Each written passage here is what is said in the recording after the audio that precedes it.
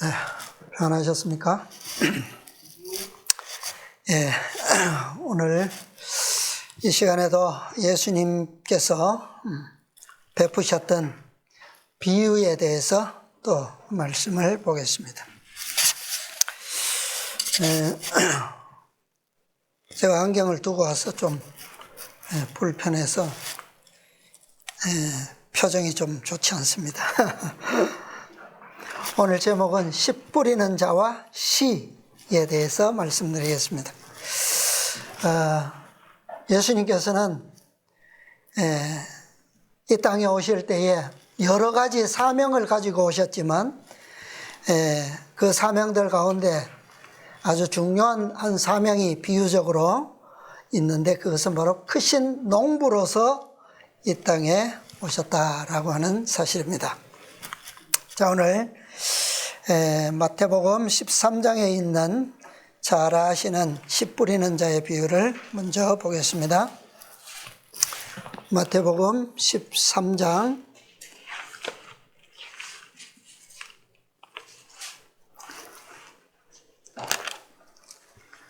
1절부터 9절까지 말씀 찾으셔서 좀 읽어주시기 바랍니다. 그날에 예수께서 집에서 나가사 바닷가에 앉으시매 큰 무리가 그에게로 모여들거늘 예수께서 배에 올라가 앉으시고 온 무리는 해변에 섰더니 예수께서 비유로 여러 가지를 저희에게 말씀하여 가라사대 씨를 뿌리는 자가 뿌리러 나가서 뿌릴때 더러는 길가에 떨어지며 새들이 와서 먹어버렸고 더러는 흙이 얇은 돌밭에 떨어지매 흙이 깊지 아니하므로 오싹이 나오나 해가 돋은 후에 타져서 뿌리가 없으므로 말랐고 더러는 가시떨 위에 떨어지매 가시가 자라서 기운을 막았고 더러는 좋은 땅에 떨어지며 혹 100배, 혹 60배, 혹 30배의 결실을 하였느니라. 귀 있는 자는 들으라 하시니라. 네, 감사합니다. 또 뒤에 13장 36절로 39절도 보겠습니다.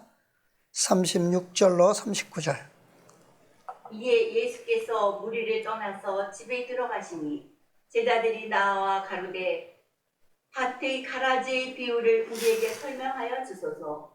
대답하여 가라사대 좋은 씨를 뿌리는 이는 인자요 밭은 세상이요 좋은 씨는 천국의 아들들이요 가라지는 악한 자의 아들들이요. 가라지를 심은 원수는 마귀요 추수 때는 세상 끝이요 추수꾼은 천사들이니. 네, 감사합니다.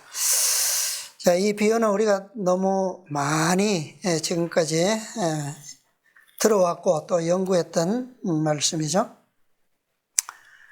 예수님의 비유 중에는 참 빠질 수 없는 그런 중요한 교훈이고 또 맨 처음으로 주어졌던 비유이기도 합니다. 자, 여기 보니까 어떤 밭들이 나오죠? 씨앗이 떨어진 밭들이 나오죠. 어떤 곳에 씨앗이 떨어졌습니까?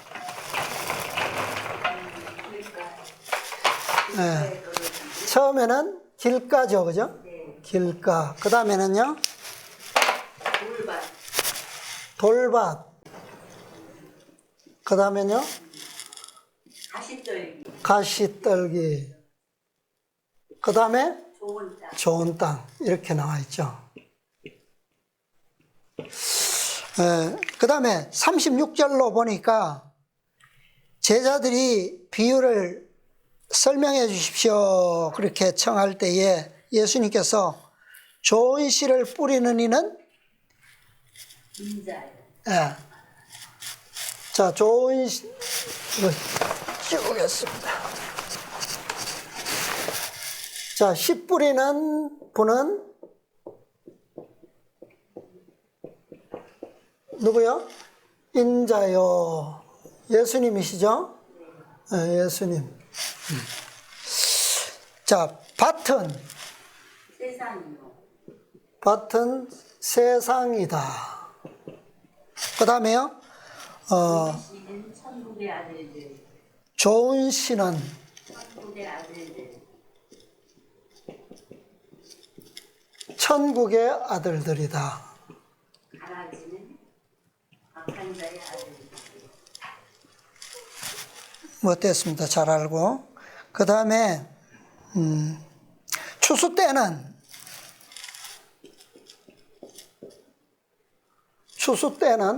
때가 나오죠.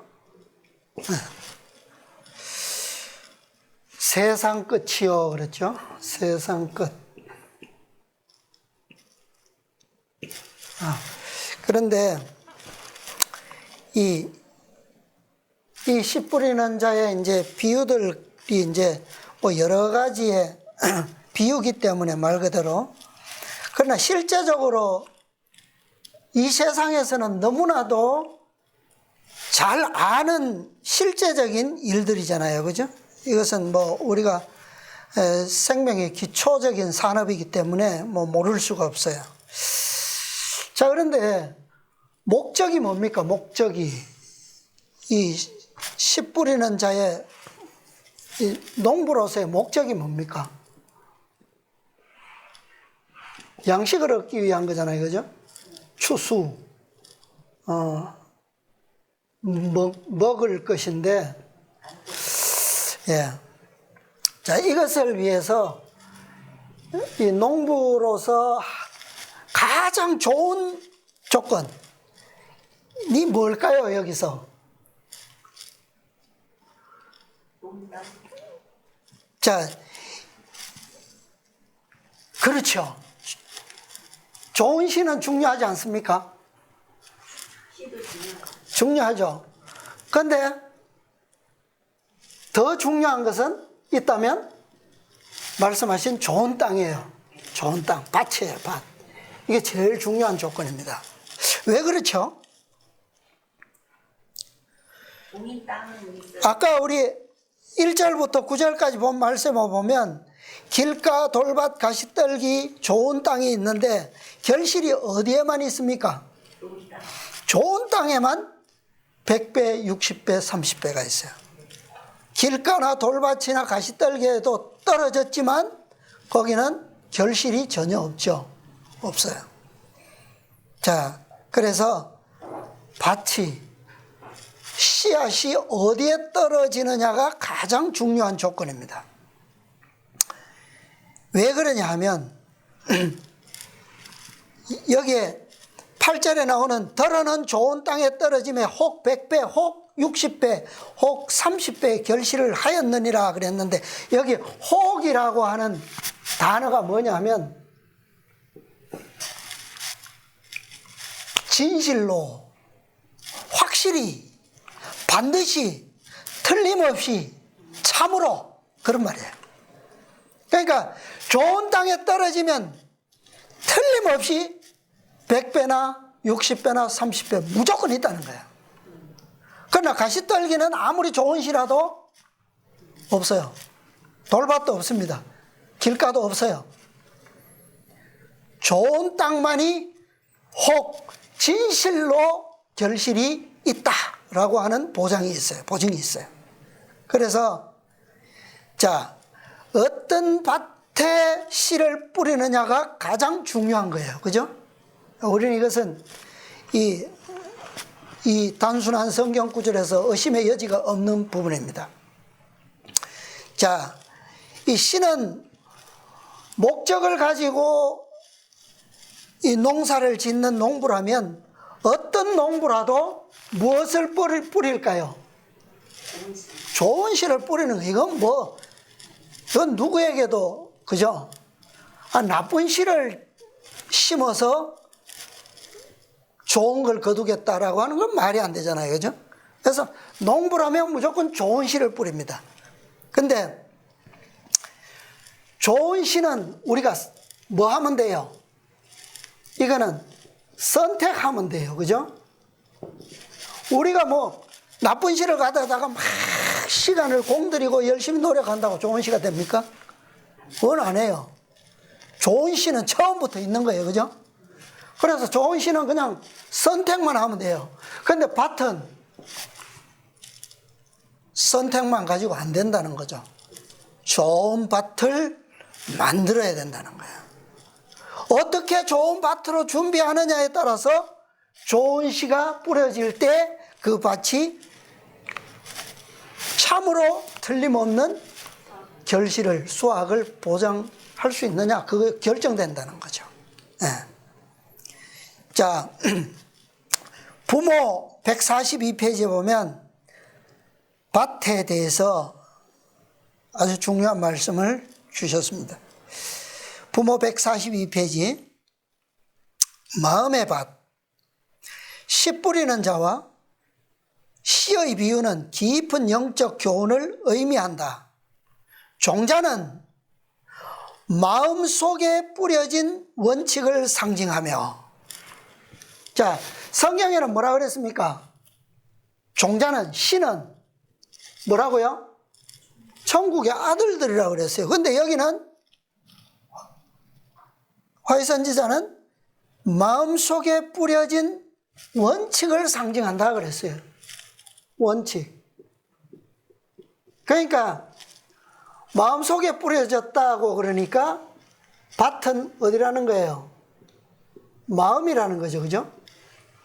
마음에 뿌려진 원칙. 그리고 그 성장은 품성의 성장을 의미한다.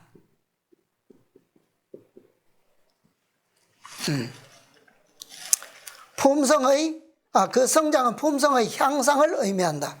이 점에 대한 가르침을 실제로 응용하도록 하라.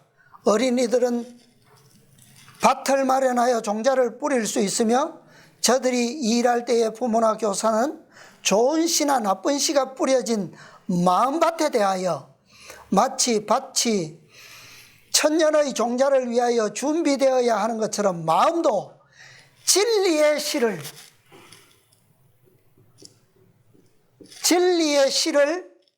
위하여 준비되어야 한다. 한다는 것을 저들에게 설명할 수 있다. 식물이 자라날 때의 천연적인 파종과 영적 파종 사이의 일치점이 계속적으로 나타날 것이다.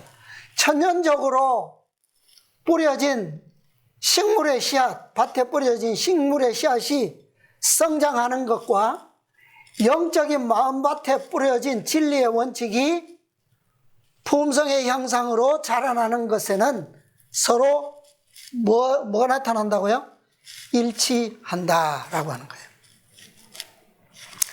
그래서 이 일치적인 비유를 통해서 그리스도의 품성을 꼭 닮은 품성을 형성하게 할 수 있다. 이게 목적이에요. 목적은 먹을 것인데 품성은 뭐 하는 것이다? 이게 무슨 양식이에요? 영생하는 양식이라는 거예요. 품성. 그죠? 네. 그러니까 이 식물의 씨앗을 심어서 100배, 60배, 30배는 1년 동안 먹을 양식을 보증하지만 영적인 마음밭에 뿌려진 복음은 뭐야? 영생하게 하는 품성의 열매를 형성해 준다는 거예요. 자, 이 일을 위해서 하나님께서 섭리하셔서 그리스도께서 씨 뿌리는 자로서 이 땅에 오셨습니다. 자, 실물교훈 다 같이 보겠습니다. 실물교훈 33페이지. 구속의 경륜은 1034페이지입니다.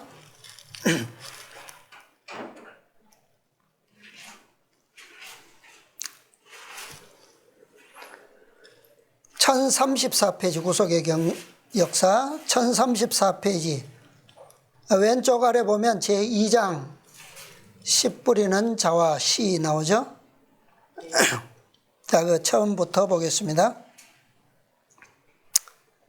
자, 그 첫 문단 읽어 주십시오. 그리스도께서는 씨 뿌리는 비유를 통하여 천국에 대해 설명하셨을 뿐 아니라 크신 농부로서 그의 백성을 위하여 행하시는 사업에 관해서도 말씀하셨다.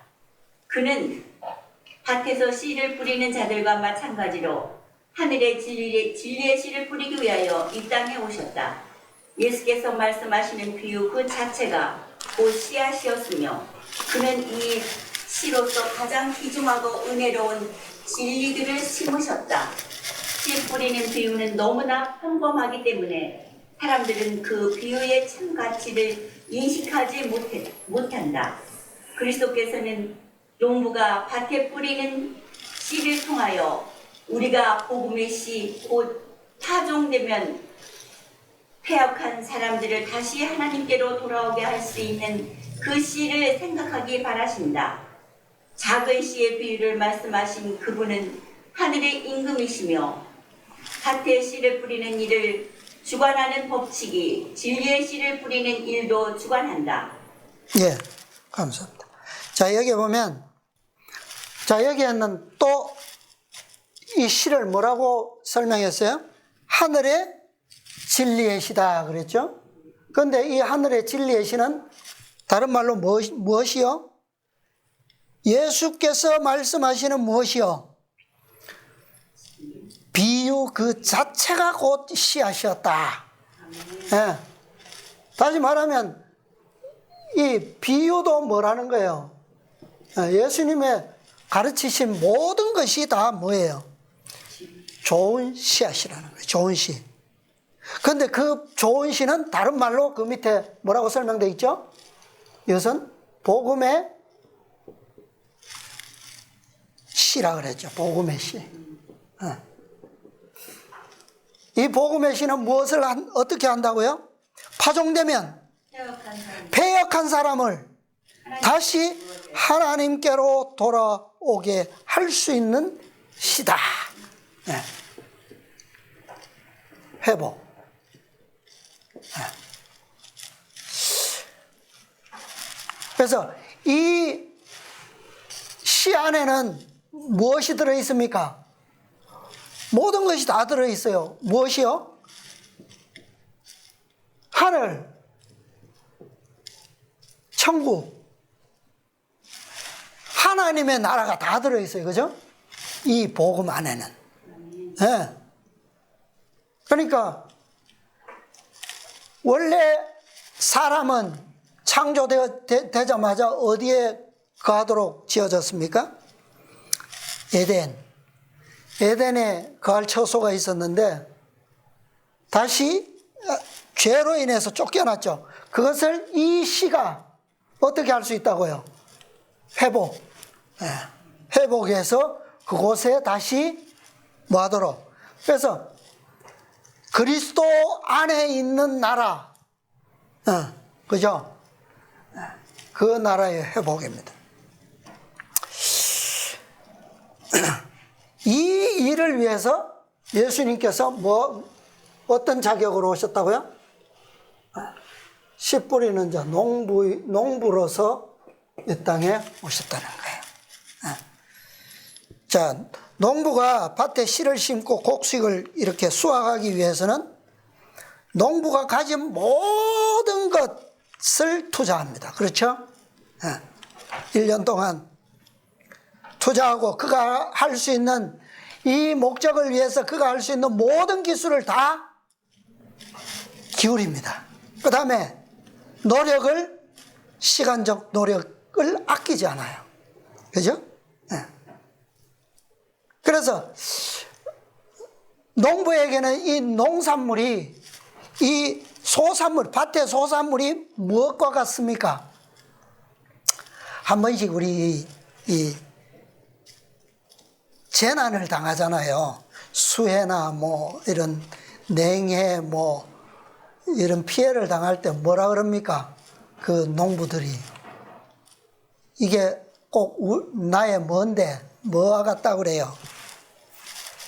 자식이나 마찬가지다 그러죠.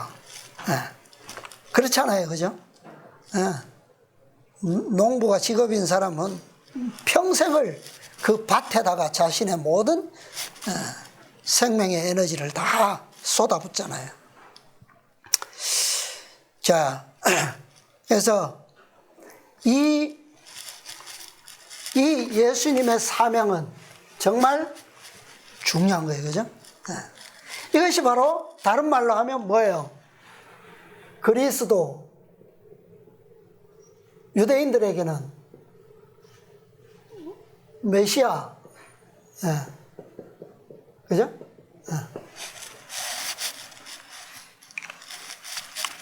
구속주. 근데 정말 우리가 본 것처럼 이 비유에서 가장 중요한 것은 밭이다, 밭. 마음. 가장 중요한 거예요. 이 농부는 이 밭을, 씨를 뿌리기 위해서 밭을 먼저 준비하죠.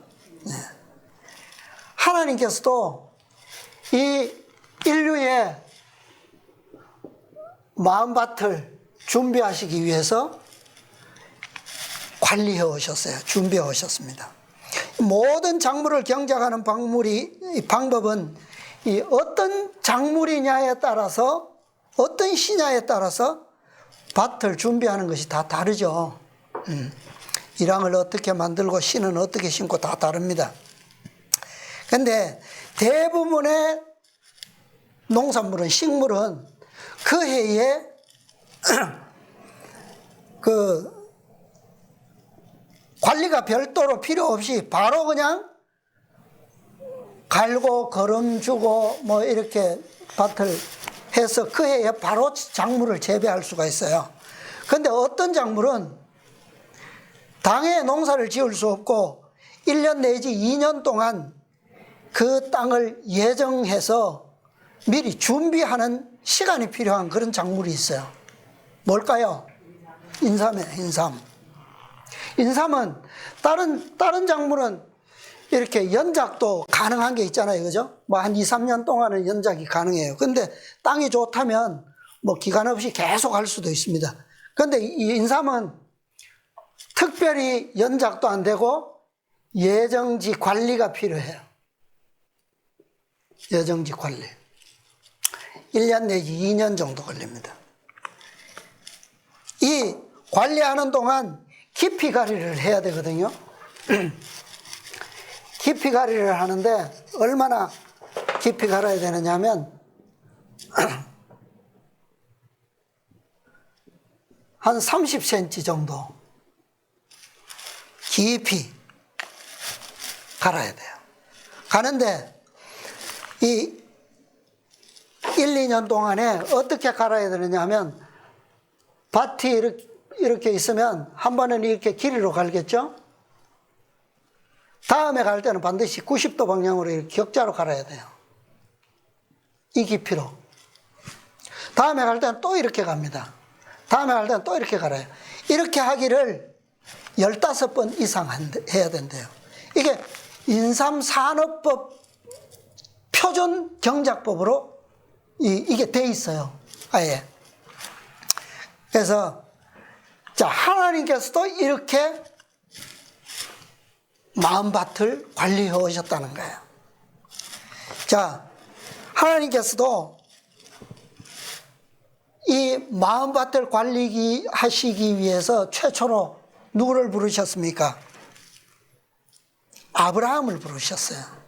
네. 이스라엘이라고 하는 밭을 준비하시기 위해서 아브라함을 부르시고 택하셨어요. 그래서 애굽에서 큰 밭이 되도록 수를 그렇게 준비하셨습니다. 큰 밭을 준비하셔서 이제 가나안 땅 팔레스틴으로 옮기셔서 그 밭을 깊이 가리를 하셨습니다. 갈아엎으셨어요. 그 밭이 바로 이스라엘입니다. 자, 하나님께서는 거의 2000년 동안 깊이 가리를 하셨어요. 이 예정지입니다. 예정지. 그래서 아주 정성껏 관리하셨는데 원래 1, 2년인데 2000년 동안. 자, 베드로후서 3장 8절에 보면 사랑하는 자들아 주께는 하루가 몇 년 같다고요? 1000년 같고 1000년이 하루 같다. 이 사실을 기억하라 그랬어요. 이 깊이 갈고 걸음을 하는 외에도 또 이 예정지 관리에 중요한 게 있는데 여기에 무엇을 또 해야 되느냐 하면 예비 작물이 있습니다. 예비 작물. 예비 식물을 심어요. 인삼을 갈기 전에 인삼밭이라면 예비 작물을 이 1, 2년 동안 해야 돼요. 왜냐하면 땅을 깊이 갈면 생땅이 올라오죠. 근데 거기에는 이 필요한 영양분이 없기 때문에 거기에 거름을 또 넣어야 되잖아요. 듬뿍 넣는데 이 땅과 거름이 서로 식물에게 유효하게 활성화되도록 하기 위해서 깊이 가리를 한 다음에는 예비 작물을 심는 거예요. 한번 심어서 그 예비 작물은 추수를 하지 않고 바로 다시 갈아엎어서 다시 그 땅에 활성화되도록 그렇게 밑거름이 되도록 합니다. 이것처럼 하나님께서도 이스라엘 밭에 이 복음의 진리를 뿌리시기 전에 먼저 예비적 복음의 씨앗을 먼저 뿌리셨어요. 그것이 바로 성소의 복음입니다. 성소의 복음. 성소는 다 실제적인 복음에 대한 무엇입니까? 표상이에요, 표상. 그죠? 오늘 우리가 초막절에 대해서 본 것처럼 실제적인 초막절이 오기 전에 표상적인 초막절을 본 거예요. 그래서 이 성소의 복음은 우리를 죄에서 구속하실 자 메시아를 그 참 복음으로 받아들이기 위한 예비적 복음이라는 거예요. 그러니까 표상적으로 성소의 모든 의식과 제도를 통해서 누구를 배우도록 한 겁니까? 그리스도를 배우도록. 그래서 그리스도께서 오실 때 그분을 구속주로 받아들일 수 있도록 하기 위한 예비적 복음이었어요. 하나님께서는 이 예비적 복음을 통하여 2000년 동안 최소한 30번 이 깊이 가리를 30번 이상 하셨어요. 30번.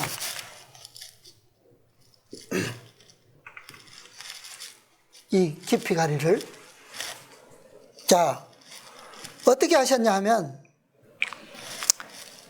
이 백성들을 이 애굽에서 큰 밭으로 만드신 다음에 출애굽을 했죠. 그래서 시내 광야에서 이스라엘이 앞으로 그리스도께서 오시기까지 필요한 모든 걸음을 부어주시고 광야에서 40년 동안에 5번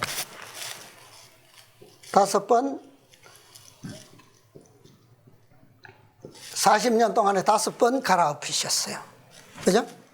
출애굽 사건에서 선포된 5 천사의 기별, 과거에 다 공부하셨죠? 책에도 나오지 않습니까? 자, 이 표상적 역사에서는 이 시와 밭이 반대로 적용이 되어 있습니다. 가나안이 뭐예요? 가나안이 밭이 되고 이스라엘이 씨가 되는 천국의 아들들, 이스라엘이잖아요. 그죠? 이스라엘. 이렇게 적용이 되어 있어요. 자, 이스라엘을 3번 갈아엎으시고 광야에서 시내산에서 3번 갈아엎으시고 가나안을 정탐하기 위해서 정탐꾼들을 보내셨습니다. 그들이 가서 며칠 동안 정탐하고 돌아왔어요. 며칠? 40일. 1일이 1년이니라. 그래서 40년이 된 거잖아요. 40일을 정탐하고 돌아와서 12 정탐꾼의 보고가 아, 가보니까 너무너무 뭐하더라? 좋은 땅이더라. 그죠? 증거물을 가지고 왔어요. 근데 그렇게 보고해놓고는 바로 2차 보고에서는 뭐라고 합니까? 2사람을 제외한 10사람의 보고가 어떻게 됐어요? 그 땅을 다 좋다고 해놓고 금방 악평하기 시작했어요. 악평. 땅이 뭐하다? 아주 삼키는 땅이다. 그렇게 악평을 했어요. 자, 근데 이 거짓 보고를 10사람이 하는 거짓 보고를 믿고 받아들인 백성들은 다 어떻게 돼버렸어요? 그 땅에 들어갔습니까? 못 갔어요. 그들이 불신했어요?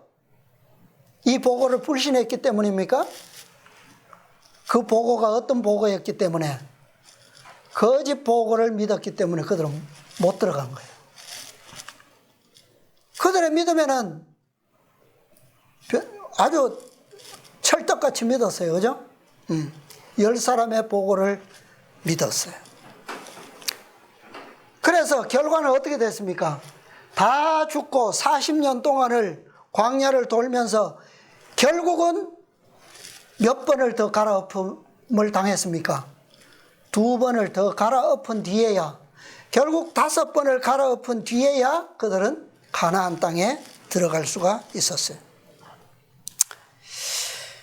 그런데 우리가 생각해 볼 것은 가나안 땅의 평가는 그 땅의 백성들의 평가가 아니라, 백성들을 평가하는 것이 아니라 그 땅의 소산물, 결과로 평가해야 된다는 거죠. 그죠? 그래서 첫 번째 보고 12정탐꾼들이 이구동성으로 했던 그 땅은 좋은 땅이다. 젖과 꿀이 흐르는 땅이라고 보고한 것이 진짜 보고라는 거예요. 12정탐꾼이 악평한 것은 그 땅이 아니라 무엇을 평가한 거예요? 그 땅에 거하는 거대한 족속들, 거대한 성읍, 이런 것을 평가했다는 거예요. 그건 그 땅에 대한 올바른 평가가 아니죠. 그 다음에, 자, 이 30분 중에 이제 5번. 그 다음에 사사시대에 사사가 몇 명입니까? 14명이에요. 14번 플러스 이 가나안 땅을 완전히 제대로 정착한 사람이 누구예요? 이스라엘을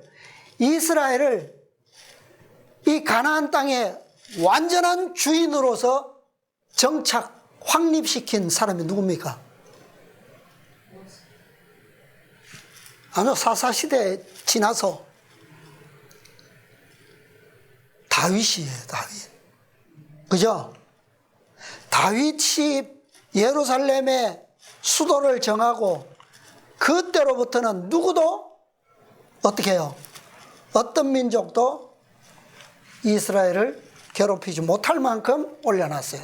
다윗을 통해서 15번. 자, 그러면 20번이죠. 자, 그 다음에 시대마다 이 이스라엘이 어떻게 됩니까? 이 나쁜 시로 가라지들 때문에 계속 뭐에 빠져요? 가라지에게 괴롭힘을 당하죠. 그래서 열왕 시대에 5번 다시 하나님께서 갈아엎습니다. 개혁. 그 다음에 이것도 모자라서 바벨론의 포로로 가잖아요. 그죠? 그런데 하나님께서 최종적으로 회복시대, 바벨론에서 돌아오는 회복시대에 최종적으로 5번 회복. 그렇게 해서 30번을 갈아엎어요. 그리고 이 밭에다가 무엇을 심습니까? 참 진리, 그리스도께서 오셔서 거기다가 심으시는 거예요. 밭을 2000년 동안 이렇게 하나님께서 관리하신 거예요. 자, 밭을 깊이 갈아엎는다는 것은 어떤 목적입니까? 밭의 성질을, 토지를 어떻게 하는 거예요? 바꾸는 거예요. 그죠? 개량. 예. 그래서 이 밭의 성질이 바뀌지 않는 한 그 밭은 맨날 뿌려봐야 뭐요? 획기적인 수확을 기도할 수가 없어. 그냥 그저 그런 소산만 낼 뿐이에요. 그죠? 확실한 기대할 수 있는 추수, 수확. 그것은 깊이 갈아엎어서 예정된 그 땅을 잘 관리한 그 땅에 무엇을 심으면 좋은 시 하늘의 진리를 심으면 천국의 원칙, 속성을 심으면 그 밭에 무엇을 기대할 수 있다고요? 반드시 틀림없이 몇 배요? 100배 또는 60배 최소한 30배의 결실을 맺는데 이건 보증이에요. 보증. 확실히. 자, 실물교훈 또 말씀 보겠습니다. 1034페이지 오른쪽 구속의 역사 1034페이지 오른쪽 맨 아래입니다. 실물교훈 34, 35. 그 당시 사람들은 그리스도의 사명을 이해하지 못했다. 그의 책임하신 방법 역시 그들이 기대하는 것과는 달랐다. 예수님은 유대인의 모든 제사 제도의 기초였으며 엄숙한 성전의 봉사는 하나님이 친히 명하신 것이었다. 이 모든 의식과 예전은 때가 되면 그 모든 예식이 가리키고 있는 분이 나타나실 것을 백성들에게 가르치기 위하여 제정된 것이었다. 그러나 유대인들은 형식과 외식만을 눈으로 듣고 그 의식을 가르치는 근본 목적을 잃어버렸다. 그리하여 그들은 사람의 건설과 저번과 조조로서 하나님께서 가르치고자 하신 교훈을 가리워버렸다. 사람들의 진실과 격언은 참 종교를 이해하고 실천하는 데 장애물이 되었으므로 그들은 모든 의식의 실체가 되시는 그리스도께서 인성을 쓰시고 오셨을 때에 그가 모든 표상적인 의식의 성취요 모든 그림자의 실체가 되심을 인정하지 않았다.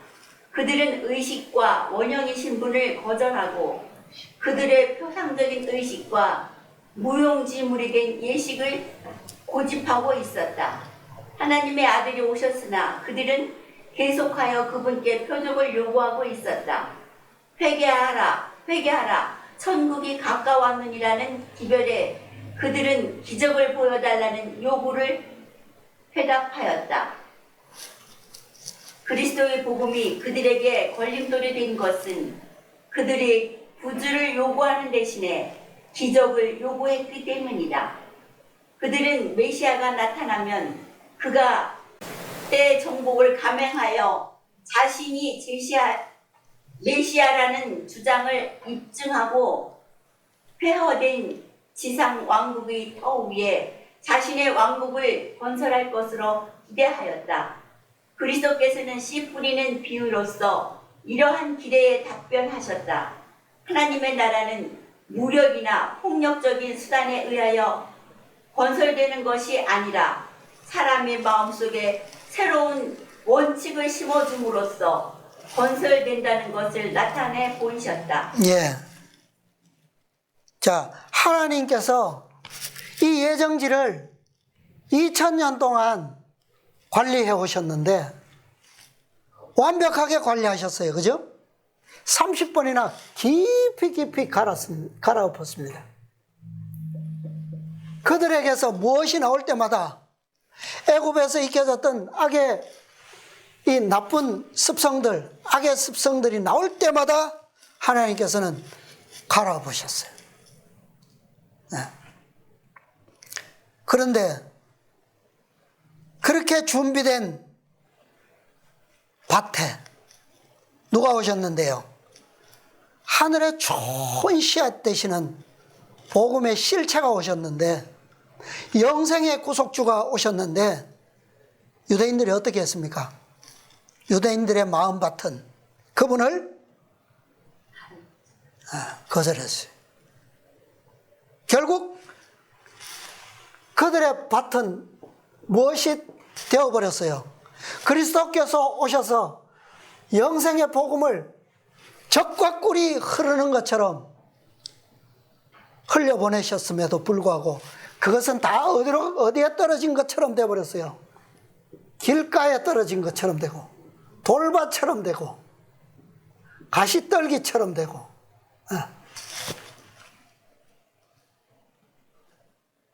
어디에 떨어져야 되는데요? 좋은 땅에 떨어져야 되는데, 이 좋은 땅이 없어. 그러니까 밭의 껍데기는 다 좋아 보이죠? 좋아 보이는데 실제로 그 속에는 무엇이 없습니까? 좋은 씨가 떨어져서 싹을 틔울 만한 어떤 것이 없어요. 껍데기만 있는 거죠.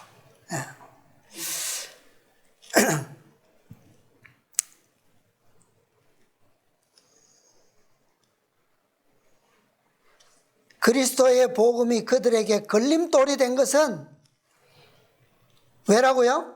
그들이 구주를 요구하는 대신에 무엇을 요구했기 때문이다? 기적. 구주가 필요한데 무엇을? 기적을. 어떤 기적입니까?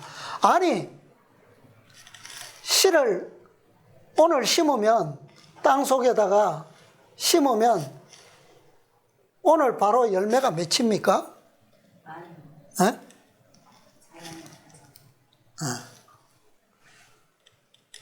유대인들은 불가능한 기적을 바라고 있죠. 오늘 많은 그리스도인들도 그래요. 그냥 밭을 준비하는 것은 게을리하면서 무엇만 내리면, 늦은 비만 내리면 모든 것이 다 되리라고 기대하고 있어요. 자, 아까 예수님, 하나님께서 몇 번 갈아엎으셨다고요? 30번. 그런데 갈아엎으실 때마다 몇 번씩 갈아엎으셨다고요?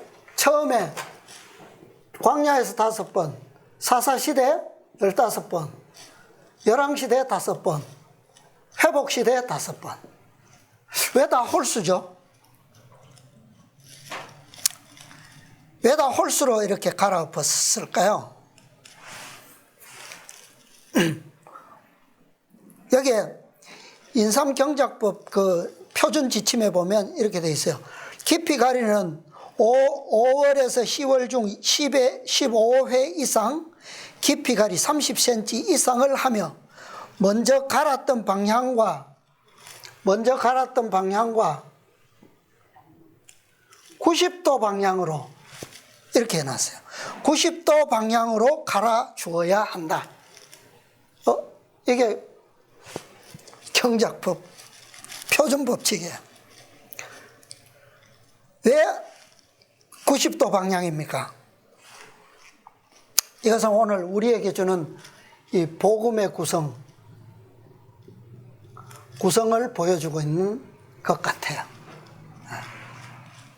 그러니까 현대 진리의 기별은 몇 기별로 되어 있죠? 5기별이잖아요. 다, 그죠? 5기별. 그런데 계시록 14장과 18장의 5기별에서 보면 5 천사의 기별이 다 복음이에요. 그죠? 다 복음이에요. 다 현대 진리예요. 그런데 이 5기별 중에도 뭐가 있다고요? 짝이 있다. 우리 요즘 들어서 짝에 대한 설교 많이 듣잖아요. 그죠?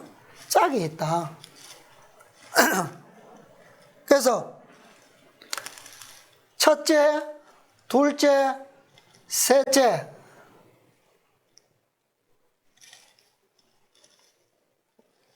아니요, 다시 잘못됐네. 첫째와 셋째와 첫째, 셋째, 다섯째가 짝이에요. 첫째 천사의 기별 뭡니까?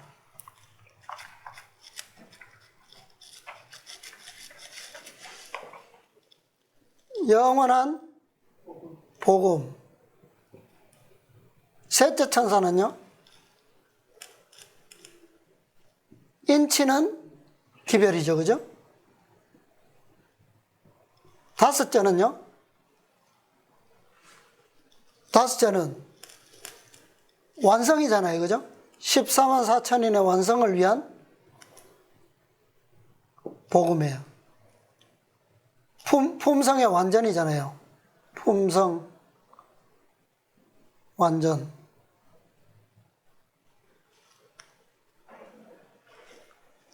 거기에서 그 죄에 참여하지 말고 나오라. 그들이 이들이란 말이죠. 그죠? 근데 둘째와 넷째는 뭐예요? 바벨론에 대한 경고예요. 바벨론과 관련된 기별이라는 거죠. 이 1, 3, 5 기별은 하나님의 백성 14만 4천인과 관련된 기별이고, 둘째와 넷째는 바벨론과 관련된 기별이에요. 경고. 그래서 이게 짝이에요. 그런데 이 바벨론은 왜 이런 방향이어야 되는데 왜 90도입니까? 90도.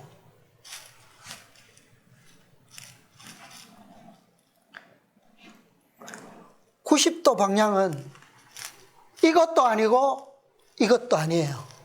그죠? 중간이야. 이게 계시록에 나오는 어떤 상태입니까? 라오디게아 상태예요. 이게 라오디게아 상태. 근데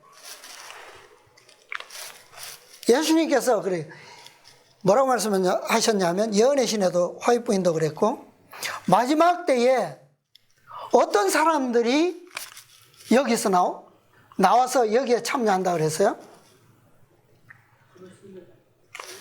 늦은 빛 때에 하나님의 백성들이 어디에 많이 있다 그랬어요? 바벨론 가운데. 바벨론에서 나와 참여할 자들이 있을 것이다. 그죠?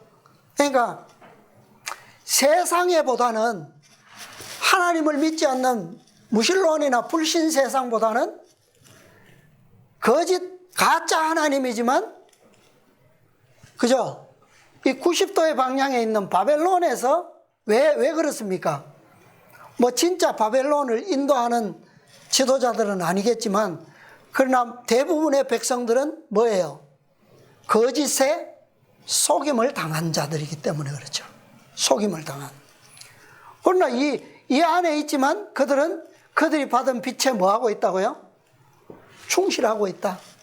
그러나 무엇이 내리면, 큰 해침이 있을 때 이들은 방향을 어떻게 바꿀까요? 이렇게 바꿀 것이라는 거죠. 그래서 자, 결론적으로 오늘 우리가 뭐 비유를 다 살펴볼 수 없지만, 이 예비적 복음, 성소. 오늘 우리는 성소의 땅 중에서도 어디에 있습니까?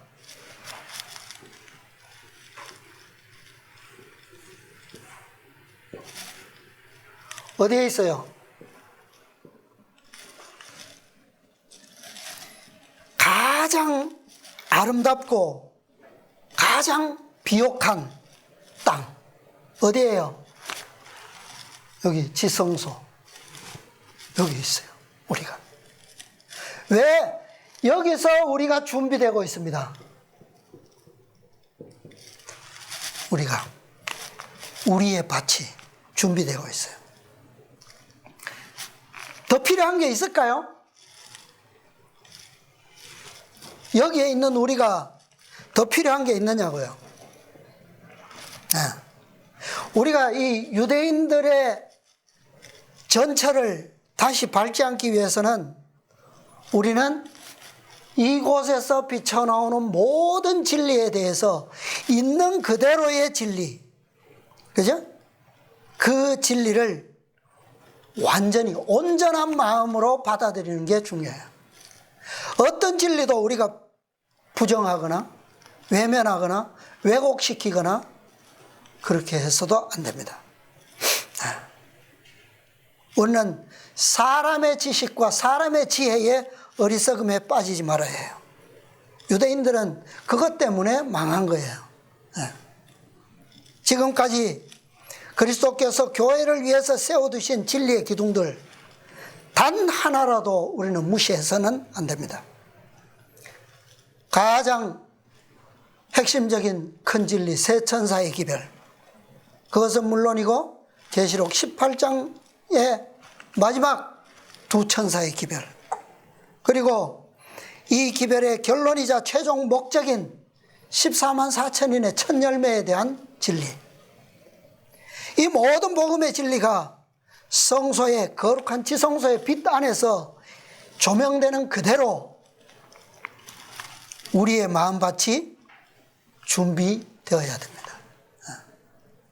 조금 더 말씀에서 우리가 조명하지 않는 어떤 것에 대해서도 우리는 받아들이지 말고 흔들려서도 안 돼요.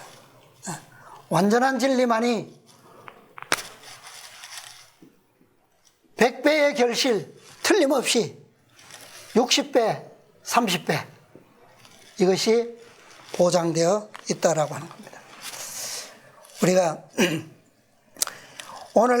오늘 우리의 마음속에 그리스도께서 씨 뿌리는 자로 오셔서 모든 씨앗을 준비해 주셨고 실제로 그 씨앗을 이 거룩한 말씀의 책에 뿌려 놓으셨어요. 이것을 읽고 듣고 믿음으로 받아들이는 자는 이 보증의 결실을 맺게 될 것입니다.